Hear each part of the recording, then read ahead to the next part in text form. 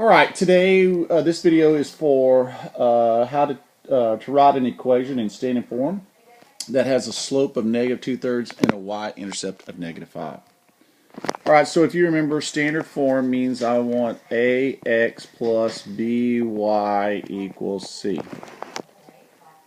All right, so there's my standard form, and you can tell that they gave us m, which means slope, and the y-intercept. All right, so if you remember, we talked about slope-intercept form, or slope-intercept form, and look at the title of the form is y equals mx plus b. Now, think about it. We have a slope and we have an intercept. That's why we call it slope-intercept form. And so we're going to use this form here, that's this little guy right there, to get the problem started. All right, so y equals mx plus b. All right, I'll put more there. All right, so my slope is -2/3 x, and my y-intercept is a -5, so let's say -5. All right, so I want to convert this into standard form. That means I want my x and my y on the same side of the equal sign.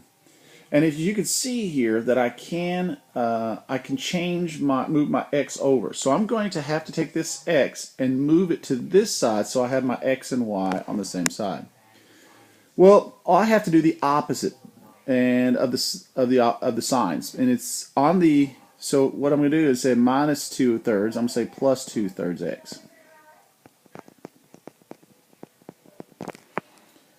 Now I just write everything down. It's 2/3 x plus y. Don't forget there's a pause in front of the y. These cancel out. That's called a zero pair. And that all equals -5. So how do I change this? I'm sorry. Is this in standard form? It is. The x and y are together. However, remember what we said. This a here on ax plus b, y equals c. This a cannot be a negative or a fraction. In this case, you see a fraction. So we can't have a negative, nor can we have a fraction for a, the letter a. So the letter a is it really means a number in front of the x. So I'm going to write it right here again, and we're going to see how do we get rid of the fraction. Well, in class we said we take the denominator, in this case it's a 3, and we're going to multiply it to everything in the standard form.